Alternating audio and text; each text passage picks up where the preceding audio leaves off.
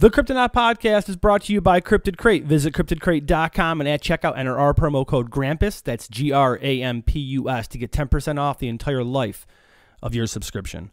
Cryptid Crate is a monthly subscription box filled with various cryptozoology and paranormal-themed items to wear, display, and collect. Each month you can expect a carefully curated box filled with creeptastic pieces from indie makers and artisans pertaining to Bigfoot, Sasquatch, UFOs, ghosts, and other cryptid and mysterious creatures. CryptidCrate.com. Be sure to enter our promo code at checkout, and that's GRAMPUS, GRAMPUS, to get 10% off the entire life of your subscription.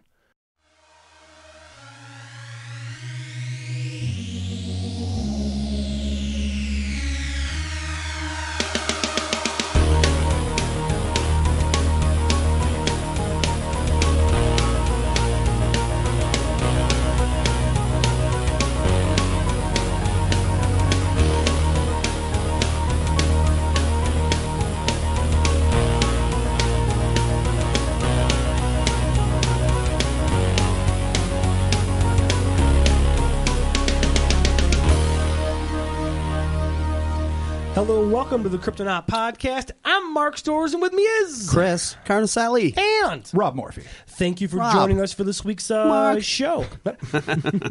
So before we get started, be sure to follow us on the social medias. We got the Twitters, we got the Instagrams, we got the Facebooks. Be sure to rate and review this podcast on iTunes and Apple Podcasts. It helps us out greatly. And this week, we got something a little geometric. Yes, we do. We got something a little fun. It definitely is. This is the Poole Pyramid. I'm going to get us started here with this particular pyramidal crab-clawed mechanical monstrosity. Thank you, Robert. Seems to have been stalking a pair of British brothers for reasons that remain unknown to this very day. So true. So dramatic. That dramatic. Utterly, Children. wow. Now, ordinarily I wouldn't do this, but technically I wrote peculiar pyramidal crab-clawed mechanical monstrosity. Did I say peculiar? No, you said particular. Oh, particular. Which, of course, Did you really?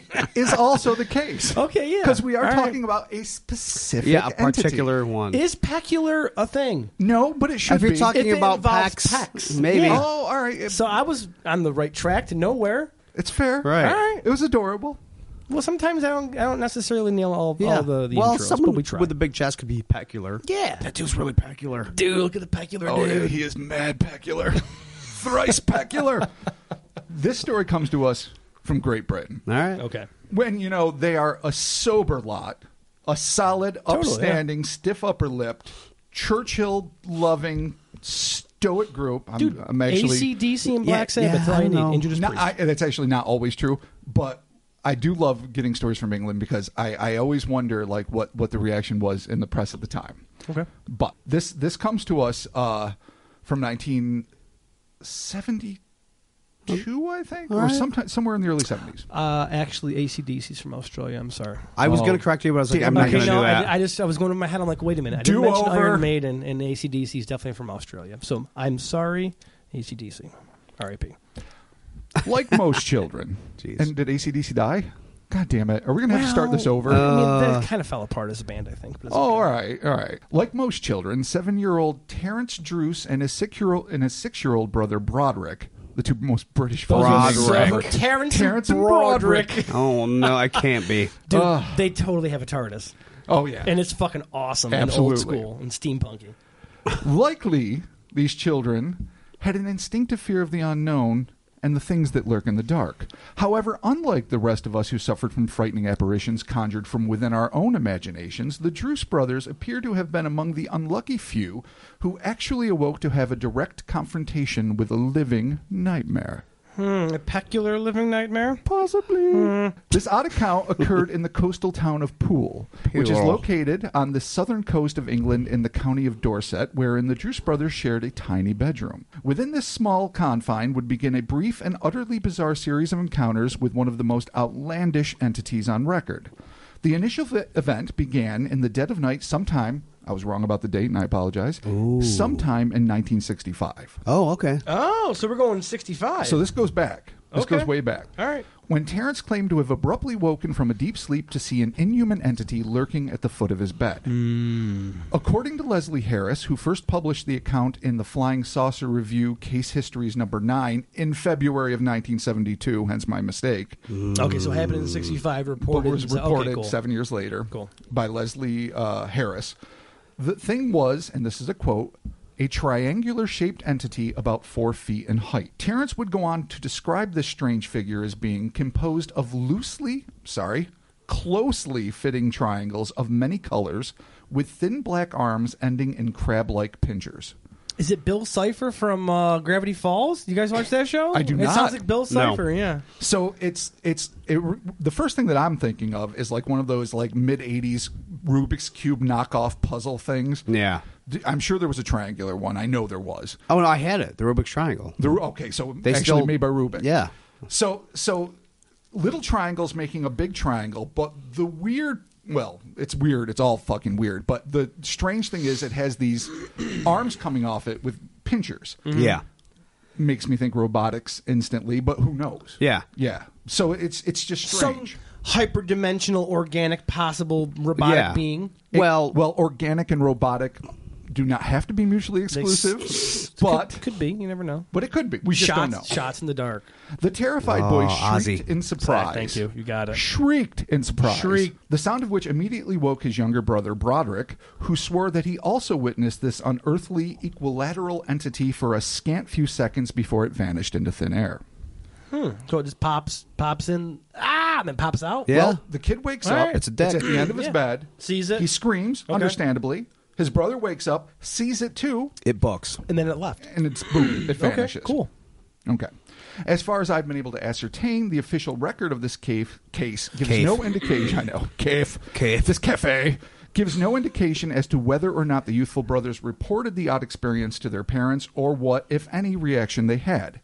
It would be easy to surmise that their parents, like most adults when confronted with a story as extraordinary as this, would be quick to dismiss the entire affair as nothing more than a dream, the byproduct of their children's overactive imaginations.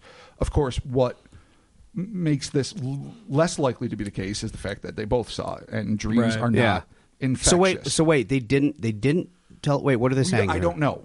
I assumed that they had to report it to somebody, otherwise how would it have been handed down? Right, that's what I'm saying. Where'd I'm you get just the saying, story? as far as I found it online and there years ago, and it just struck me as being so interesting and odd. And some things you can find little tidbits online or in an old paperback or any number of sources that I usually go to. Someone must have told and then somebody. You can research. Absolutely, somebody told somebody, and I doubt these kids called the Flying Saucer Review on their own. Right. So just because the account doesn't actually mention how the parents found out, or if they found out, or if they told a guidance counselor at school or a teacher or a friend's parent, I don't know. Okay, right, okay. But I can assume that it would be very easy to say this is just you had a bad dream, nothing to worry about. Though, as a parent, if both of my kids come to me like, Dad, we both had this thing happen. I mean, okay, maybe back then in 64 or 65 or whatever, parents are a little bit more, dickish and just like, hey, go to bed. But if my kids come at me with that, I'm going to be like, we got to talk, like, the fuck? We got to figure this out. Well, you're extraordinarily open-minded, even for a contemporary parent. Well, yes. Well, that's yeah. true. Well, generations are woke as the different. Dickens, so. Yeah. But yeah, I mean, I would, just do better for your kids. That's all I'm saying. Oh, absolutely. Dear 1965. 1965 parents, you are ruining your children. Fucking get it together. Indulge. An that entire way. generation of kids that weren't hugged by their parents. I and they're understand seeing that. triangular shit in their bedroom. I I know. don't think it was a lack of hugs that made the triangle I think come. it was a psychological So are you turn saying, of events. Are you saying this the pyramid the was lack kind of like love?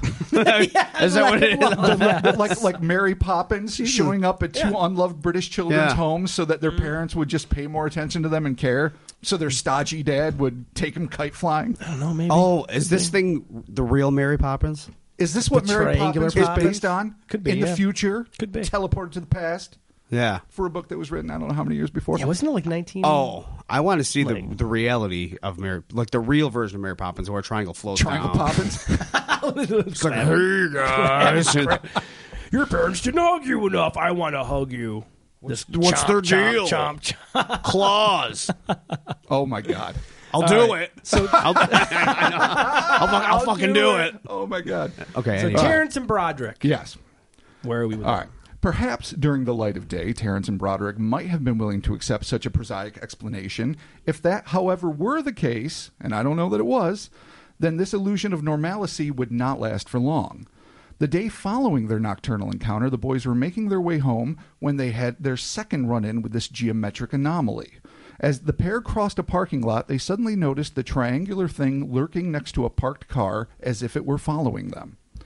Terence stated that the apex of the object reached approximately halfway up the window of the car, and that it was next to... that reached about halfway up the window of the car that it was next to, and that it was no longer multicolored but completely black. This time, Broderick also noticed something new. He described the seemingly sentient triangle as having a nose or beak which protruded near the peak of what one must assume was its head. As if sensing that it had been discovered, the triangular voyeur turned to watch the boy. The triangular voyeur. Well, it's staring at watching the children. No, it's just funny. I can see you typing this going, how am I going to do it? Triangular voyeur. I didn't call it a peeping Tom. No, I know. It's just funny. All right, Terrence. So that's kind of weird that they're broad daylight. They see this thing, and it almost sounds to me like they caught a glimpse of it, but it didn't necessarily catch them at first, and then they kind of sees them, and it was like, oh shit. Yeah. Weird. Well, you know, there's a lot of... That's kind of strange. There's a lot of cases of various sorts that involve either paranormal entities or more often than not extraterrestrials where they are surprised at being noticed. Right. Like they're fine, as if they are aware of the fact that they have a certain camouflage, that most people can't see them, and when they recognize that they are being seen, then they're like, they oh, are shocked shit. or startled or run away or sometimes even become more aggressive in approach. Right. This has happened in everything from like giant praying mantises to the jelly any man. number of things. Yeah, exactly. Yeah, the jelly man totally. The jelly man is a perfect example of it. Like, you saw me? Oh, snap. Now, maybe at this point, and I'm sure that these things might have different agendas depending on, you know, where their origins are, what their motives are. Right. Some of them might be like, oh, you can see me? You pose a threat. I've got to do something about it. That's me being pessimistic. Others might be like, you can see me? Let's talk. You know, no one can see me. You know, it's kind of like a ghost that gets seen for the first time in in a number of movies. Like, oh, yeah, no, let's be friends. I'm lonely. We don't know what this thing's intentions were, or even if it's intelligent enough to have intentions. But obviously, it's a triangular terror. So it's terrifying the children. Yeah, but they're I mean, to us, if us were hanging out and whatever. I don't know if I'd be terrified if I saw a random triangle. I'd be stunned. Crab clawed triangle. I'd be like, the fuck? Well, if it's snipping its claws and like Even waddling towards me, I'd be like, all right, I'm out. I don't know. I don't know. Well, we're gonna talk about something here because a long time ago we kind of talked about this thing, and he described it to me. I'm like, dude, I think I know what that is. Yeah, and Chris found what this thing possibly might be. Yeah, it's eerily similar. I'm like, dude, I know I've seen this before. It did blow my mind. Yeah. We'll get there. We'll touch on that in a moment. So they see this thing in broad daylight. It is not a multicolored series, like a Technicolor Dreamcoat of mini triangles. It is black. Mood changed possibly with apparently a beak-like thing, or just an extended triangle. I mean, what a child would think is a beak is just a protruding triangle in all likelihood. So what was it? What was it? What purpose did it serve? You know, we don't know. Okay, so the thing turns to look at the boys. Needless to say, the brothers did not wait to see if the thing intended to pursue them and dashed away from the scene. Much to their eternal relief, the creature did not take chase. Following the parking lot encounter in 1965, the Poole Pyramid, as we've dubbed the entity on our site, cryptopia.us, it was never reported again. So this is these two sightings by the Druce brothers. Yep. At least as far as I know, and as far as I've been able to ascertain, nobody else has reported seeing a crab-clawed triangle. I don't know if it had feet. I don't know if it was floating. We just don't know. It doesn't, yeah. But what we are left with are a tantalizing set of questions as to the object's origins and intentions. Due to its utterly unique physiology, it's difficult to surmise that the being, or it is not difficult to surmise that the being was likely a non-biological entity. We don't know. As Mark said, it could have been an organic robot or whatever. You want it to be like earlier. a cyborg? No, we don't know what all life forms look like throughout the universe. Especially if you're dealing with something, if it's hyper, ultra, interdimensional, whatever dimensional thing you want to go with, you don't know what they're going to be made up of. Yeah. I mean, I'd like to think they're flesh and bone, but they're probably not. They're a bunch of weird, sketchy triangles, like DMT elves. The triangular face the triangle things. When you trip balls on DMT, and everyone has the same shared trip of seeing these little triangular, like and gnomes. He's like, hey, how you doing? Yeah, and everyone's all Good to happy. see ya. Yeah, that's weird. Welcome. We might have a social experiment we can try with that at some point. We'll see. I don't know how deep I want to go there. Yeah, no, I don't either. We'll save that for another. Let's table this. Guys, there's no fun. Let's just table this. Nobody wants to have fun with I'm not Mark. saying 100% I don't like being insane. that I don't want to visit the Triangle Elves. I'm not saying 100% I don't want to. I'm just saying that right now I'm not ready to No, we can't have confirm fun. that That's I fine. will. We're not going to Darien Lake either. I don't Oh, now That's good because I fucking hate Darien Lake. you're just being mean. That can close forever as far as care. I'm We're not having concerned. fun. I don't care. I don't care. I don't want to do No, it. I know. Or, I don't want to smoke DMT myself. I don't care. assume, based on the earthbound knowledge that we are stuck with, that this is likely technology. Either pre-programmed, maybe self-aware, I don't know. This triangle, because sharply geometric things are not, usually organic on Earth. No, It's true. But on who's to say Earth it's from Earth. But Yeah. as we're going to prove to you what it is, Right. Not really, but All right. it could be. Was this entity a pre-programmed robot fulfilling some as yet unknown function, or a life form with biology so foreign to Earthlings that we erroneously assume that it is synthetic, or is it just a technological creation hailing from Earth? This is where I get a little sci-fi, but did it escape from some mid-60s British equivalent to the contemporary U.S. DARPA lab? No. Was it on a reconnaissance mission from another planet or dimension? Or, like the world's most famous fictional extraterrestrial, was this simply an individual that was lost and afraid on a world that it was as incomprehensible to it as this thing was to the Druce brothers? Sure. I think the most important question we have to ask, though, because it's impossible to really know its origins, is why was it so preoccupied with a pair of grammar school siblings? Yeah, it's only what's the deal? these two that see it. So, yeah, as far as we know. I mean, other people might have. It might have visited a lot of seems people like and they just were saw afraid it to during report. the day near a car. There's clearly they're not alone in a parking lot. There's got to be other people in the area. Maybe are these kids? Is their perception different from people around them, possibly, and that's why they're able to see this thing? A lot of people would suggest that's the truth. And are they special for some? Or is this like some time traveling apparition? I mean, isn't that a thing with paranormal stuff where it's like, I think you said it before, like, kids can feel the souls of ghosts? A lot or of people whatever. say that. A lot of people say I know. kids, due to their See, I don't know, innocence, are able to be more perceptive. I have talked to the parents of children in certain capacities that claim that their kids are, they accompany them almost everywhere because they see things like dead people go into Sixth Sense or other apparitions that Like are inhuman. people People I've met and interviewed Really? that say that that they weren't sure if they believed their children at first, but the genuine fear makes them much more protective. But as these children got older, and it's just two separate cases that I've encountered like this. One of them, it stopped altogether, and they no longer saw things by the time they entered middle school. And the other one, it dissipated a lot. Like it still occasionally happened, and oddly enough, more often than not in public bathrooms. Again, another story for another time. Wow, but weird. Like the father would always escort the kid into a public bathroom and would see some terrifying things. Sometimes that could be linked back to genuine people that had died that used to frequent these places. Jesus, I really? know. We're going off down a rabbit hole here. Yeah, this is a whole new level of fucking bathroom. It makes me glad that I'm not sensitive. Some people say that children are just more apt to see these things and are just more open to it. I think that's perhaps true, but I also think that because if this is some sort of weird paranormal, I don't know, triangular demon or whatever, like there's or nothing angel, saying or angel, or goblin, or weird Nephilim. It could be. I don't know if I subscribe to that kind of thing. Like, I think if there's something you can find out where you can tap something in the brain to access some extrasensory stuff, that's one thing. Right. But I don't think that the world is based on what exists, what you can see. Right. Well, we don't base things on. All agree on that we. Right. So I don't agree on something that's that it has to exist only for you have to believe in it for it to be there.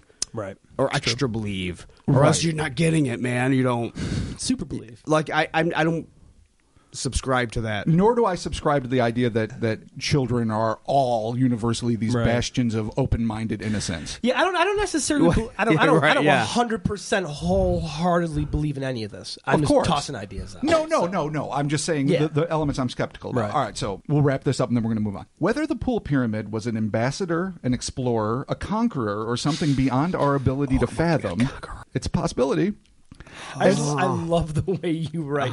You bring out an ambassador, a conqueror, an explorer. It's so good. These are the options. Hero the Conqueror. You guys fucks with two kids in purple. Sweet conqueror, dude. All right, I didn't say a successful conqueror. No, but I never once said. You paint Attila the Triangle. A beautiful literary picture, and for a second I just see the triangle like on human skulls. There's like conqueror, and then like that's explorer. It's hanging out with like Chris Columbus and like Lois and Clark and shit. Lewis and Clark. It was when Lois and Clark explored the Northwest Superman Passage. Freudian slip. I was reading Superman last night. All right. As is all too often the situation in cases such as this, we'll likely never know the answers behind this inexplicable creature's motives or genesis. Now, here, the last time we brought this up, it was on our elder podcast, our now defunct podcast. Chris said, I think I might know what this is. And then he produced one of the greatest books ever written in the English language. Goddamn monster manual. The official Advanced Dungeons & Dragons Monster Manual, Volume 2. Yeah. For the record. By the one and only Gary Gygax. Yeah. So, look, I understand you're going, oh my God, they're really reading a Dungeons & Dragons book, but I'll tell you what, nerds are some of the most fastidious. Oh, absolutely. Yeah. And people, when it comes to their nerddom. So. Yeah. Oh, totally. So Chris managed to hunt to his own personal monster manual, Advanced Dungeons and Dragons Volume 2, and come up with this, and he dug this creature out, and it fits to the T what this thing kind of is. There is now, and of course, we recognize that while these are all ostensibly fictional creatures, like Chris just said, a lot of these legends. I can't specifically state for this one, but a lot of these legends are based on real mythology, legends. Yeah, so there could possibly be some truth behind this. There might be, but it's interesting. And what we're talking about are creatures called modrons. And I'm just going to read just a little bit here from the beginning. Now, there's a bunch of them. There's all sorts of, there's circles and rectangles, and they sort of look like just crosses between geometric shapes and rods. You know, those flying weird. Yeah. They have wings and little claws and for the all record, sorts of things. I think these were definitely created by math nerds. Oh, like very math likely. nerds. Like, I want to make a triangular system here of a demon. And they fucking made it. Before people start putting on their debunking hats, I want everyone to always have their skeptic vest on. Yes, a skeptic vest. I know. I always wear my skeptic. But the thing is that people, you can describe a monster that's it's hairy and it's got some ear or whatever, and you can find a million things in this monster manual. But this a fucking triangle these are very is specific. Yes. What I want to state for the record is that this book was published in 1983. Mm-hmm. The brothers Drew had their sighting in 1965. But the report was in 70. And the report was in 72. So but that has nothing to do with it. These boys didn't happen to stumble across a monster manual. Exactly. Infected their imaginations and or inspired a hoax. But it is possible that these advanced D&D math nerds, while they were looking for a way to come across, to make these geometric monsters, they happen to come across this UFO sighting possibly. It is a possibility that you can't rule out. Yeah, and then they're like, here we go. They probably researched all sorts of mythology texts, and maybe they got a hold of some Flying Saucer Review back issues. Who knows? Yeah, I know. Could be. Who knows? All right, so the Modrons. The plane of Nirvana is a plane of balance and absolute order. It is equally hot and cold, equally light and dark, and made of equal parts solid and liquid. The chief inhabitants of this plane are known as the Modrons, or Modrons. And live in a rigid caste system under the absolute rule of Primus the One, which, by the way, is fucking awesome. Yeah, Primus the One. Look up the picture of Primus the One because he looks awesome. So I'm not going to go on and on with this, but basically there is the monodrone, which is circular, the duodrone, which is like rectangular. They're all cycloptic, but we get to the tridrone, which is I'll just read it. The tridrone appears as a three-sided pyramid with spidery arms and legs, which in this illustration are decidedly claw-like. They're pinchers. I know. Their main function is to supervise the lower order of Modrons. So it goes on and on. They're heads of the armies of Nirvana and this and that. But this illustration is of a three-dimensional triangular creature with 3 legs, 3 arms, a single eye on each side. So I guess it's quad-eyed or whatever, and a mouth on each side. Those pinchers, though. But those pinchers and the fact that it's triangular, I know, are very. So when Chris showed us this photo after we originally discussed this, it's a fucking Poole Pyramid. It was like, holy shit! Well, yeah, this is clearly a tridrome, and it's funny. I mean, it's not. I mean, these kids were not influenced by a book that wouldn't be published for nearly 20 years. Well, no, but it's fascinating. But if the math nerds were influenced by their experience, that's kind of cool. I always love, one of the things I've always done when we founded American Monsters back in the day and then moved on to Cryptopia is I love to find not only just the eyewitness accounts of what people ostensibly legitimately saw in their real life, but also what pop culture influenced at the time. Like if somebody sees a humanoid aquatic thing come out of a lake, I will do my best to find a TV guide from that area and see if Creature from the Black Lagoon was playing at that time. Yeah. It's to me, to paint a full picture, not to debunk it, not to say that all of this is fake, but just to paint a full picture, to know what the circumstances were and what the eyewitnesses' influences and exposure was, really helps you just paint a complete picture of any kind of encounter like this. In this case, these kids were not influenced by a book that hadn't been made yet, but it's fascinating to think that this account might have influenced the artists and writers of the book. Yeah, totally. As to what this thing is, it's impossible to tell. Is it a robot? It might be with pinchers and the fact that it's geometrically exact. We are the interdimensional pod. So clearly. Hyper, ultra, whatever kind of dimensional being this possibly could be. Maybe it came down. Maybe it didn't. Maybe, like you said, maybe it was a robot from their own DARPA labs. That would be interesting. But it just keeps disappearing. No, that alludes to dimensional. I don't know how advanced robotics were in 65, even in the most advanced labs, and teleportation kind of seems to rule that out. I mean, it could be. But I doubt guess. Teleportation rules out what? Teleportation rules out that it was an Earth-created robot, in my opinion. Right. Yeah. It doesn't. Nothing can be 100% ruled out. I'm pretty sure this is either extraterrestrial or interdimensional. Okay. Yeah. No. I'm fairly sure it's an automaton and not biological. No way to know. Right. This is just wild speculation. I find it interesting, like, why in the dead of night in this kid's room is this a multicolored? Is it just the way it naturally looks? Is it trying to appear more friendly? Why is it black during the day? It's not necessarily a camouflage, unless it was laying flat on the parking lot. Right. What is this beak-like protrusion? What function does this have? Maybe if it absorbs kind of light like a black hole, then it's going to look black. That's a possibility. And then maybe at some points it reflects. And what form of locomotion does it employ? Because they never mention its legs it sounds like it floats. Wheels, or does it float? It's like a possibility. How else in nature would a triangle move? In nature, triangles don't move. Exactly. That's the point. Unless it's powered by the souls of the dead. Or it's like a Dalek. It's just the outer. Oh yeah, like a Dalek. That's true too. That's true. Is this armor or a shell? Is it a space suit? An environmental suit? Doctor Who was definitely on in the 70s. Oh yeah, or 65. Or 65. Yeah, that was what Doctor? Oh, I don't know. That was the first Doctor. It had to have been. You could find out. Yeah, I have no idea. Doctor. I love Doctor Who, I'm not a historian. I'm just not thinking a too, like, okay, if these back. kids, if this is a hoax, if this is a prank, like, what would be their point of reference to do it? And obviously, pop culturally speaking, Doctor Who would be the one. Oh, absolutely. Who knows? Maybe they had some weird, sci-fi show on that time that we don't know of in America. Well, there was that show, but I don't know if it was on at 65, called UFO, which was actually a great old British sci-fi show.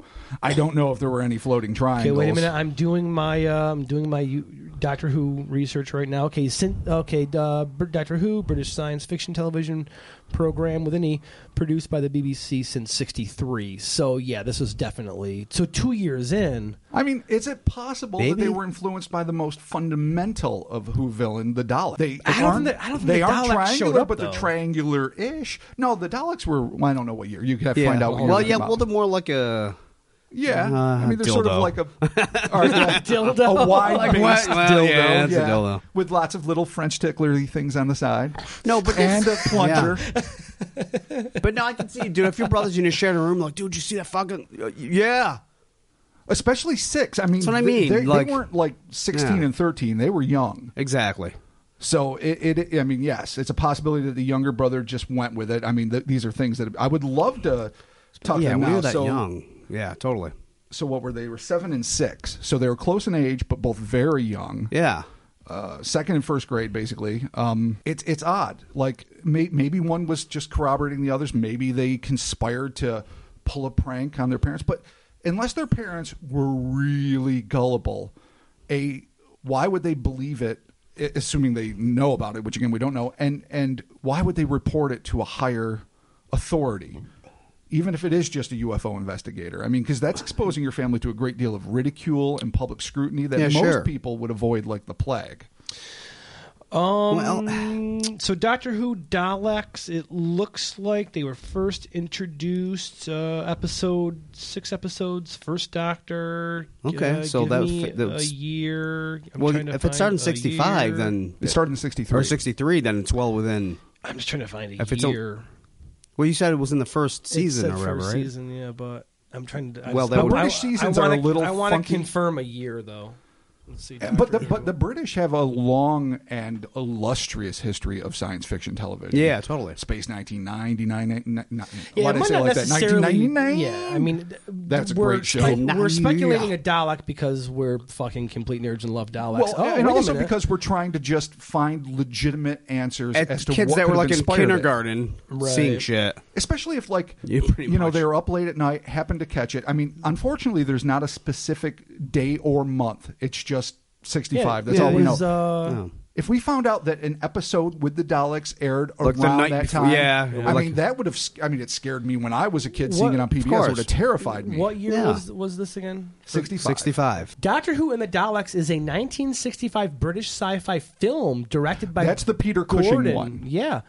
Gordon Fleming? It's Gordon Fleming, yeah. No shit. So 65 was the Daleks. Well, no. The movies came after their popularity on the TV show. So the initial Doctor dealt with the Daleks on the TV show. This proved so popular and such a pop culture phenomenon that they quickly decided, like they do with lots of classic British TV shows, they turned it into a feature film. Okay. Where they cast Peter Cushing, who could have been, by the way, one of the greatest Doctor Who's ever. Yeah. But they played him like a fuddy-duddy old absent-minded it wasn't professor. Like the same, right? It wasn't like a Time Lord. He was just an old scientist with his granddaughters. What's funny is I just looked at Peter Cushing. I'm like, man, that guy looks like Tarkin.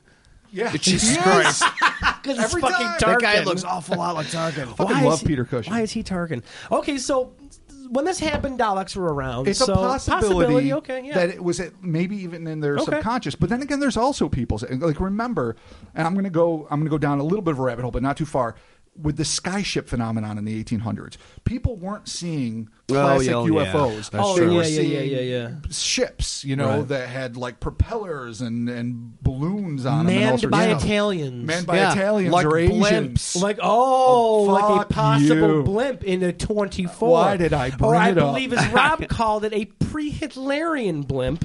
Did I? And then did you say Hitlerian? Chris requested the knowledge of a pre-danger blimp. Oh, boy. Yeah, which neither of which can be confirmed. Danger blimps? All right. Goddamn you and your blimps. My point is this. Danger blimp.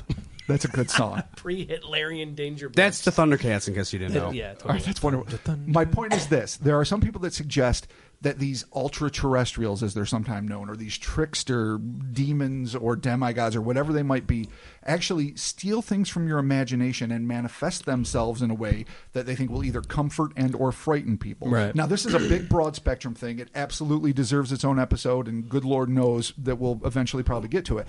But that just basically means that these could be nondescript, interdimensional, and or occult entities that might have stolen something from the child's mind that frightened them. Or triangles?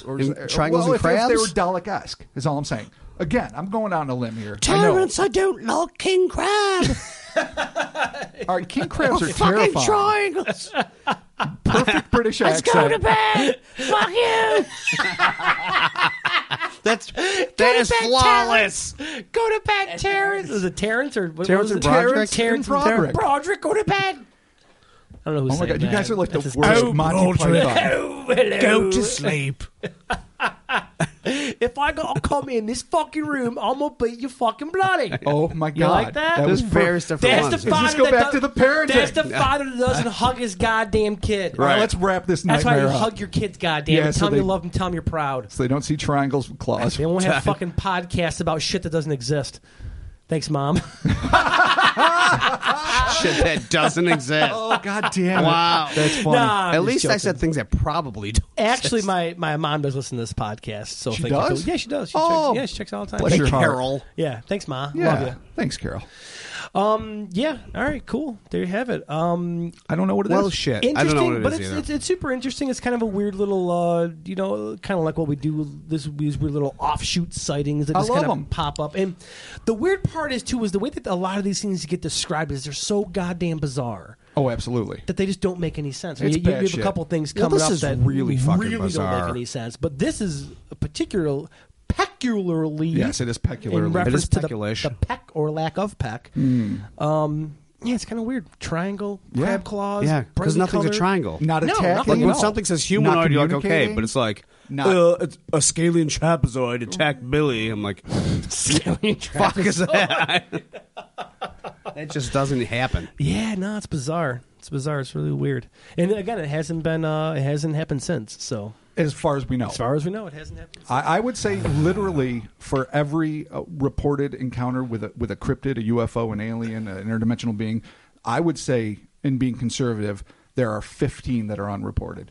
And that's me being extremely conservative. It's probably more like 20 or higher. Totally. Most people don't report things. Yeah. And with No, that good could be. reason. But Yeah. so maybe other people in this neighborhood or in their whatever in the general area of Poole saw something and just would not come forward for fear of ridicule or any number of reasons.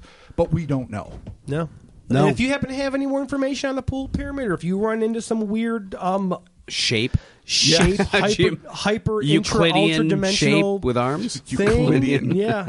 Euclidean if nightmare. you have any information on this, let us know. Water Safari. Hit us up. And, Never go there. Water Safari. Please stay away. So yeah, if you have any more information, hit us up on the socials, Twitter, Instagram, Facebook. Our website actually has an email that you can email us there. But any information you got, let us know. We're always excited to hear from we you guys. love it. We love all the follow-up, too, which is cool. There's a lot of episodes that, a lot of past episodes, we have people hitting us up with a lot of other information, which Absolutely. is really cool. And if So, it's significant enough, we will absolutely update our listeners. Totally. So, okay, there you have it. Thank you for joining us for the Kryptonaut Podcast. Remember, be sure to rate and review this on Apple iTunes and Apple Podcasts. Coming soon, we're going to have an Alexa skill. Where when you talk to your Alexa, you're like, Alexa, play the Kryptonaut Podcast. Alexa will answer you because right now she does not. Oh, hot damn. But we will have a skill coming up soon. I don't know. We are available on Spotify, Stitcher Radio, as mentioned, iTunes, YouTube, and coming up, guys, we're going to be a part of iHeartRadio. Oh, sweet. Actually, by the time this comes out, we may already be on iHeart. I don't Awesome. know. Really? Although I think our iHeart just took a Didn't dive. you just file I think they a just filed bankruptcy? Yeah. I was going to say. So I'm whatever. like, wait a minute. Spectacular. Hey, whatever. I don't care. Just carry me on your stupid app, iHeart. I can give two shits. Oh, gee. Wow. Now, come on. Now, you just went the other way. Because we got Spotify. Spotify's where it's at. Is that, Dude, Wow. is that the look, scene? I don't is want that where the hipsters I don't go? want to talk inside shop. And So talk. iHeartRadio is the unloved child, and you're being the non-huggy dad. Oh. Way to go. You're now right. it's going to see triangles. You're right. I should hug iHeartRadio. I don't want to be inside numbers guy, but Spotify for us is really good. Well, awesome. Spotify's All really right, good for us. favorite child. So there you have it. Thanks for joining us, and we're talking to you soon. Later. Come on, really? No, I Nothing? thought you guys were going to have something. Y'all looked at right. me. I'm like, I'm just... Yeah, no, shapes. I had a good going out. Talking to you soon. Then we can end on that It's note. still good. Ah, I will not be care. lectured. I've already been hurt. Stop Hug yelling. me. Why are you hurt? Can you hug me, please? I will hug I know. you. All right. All right.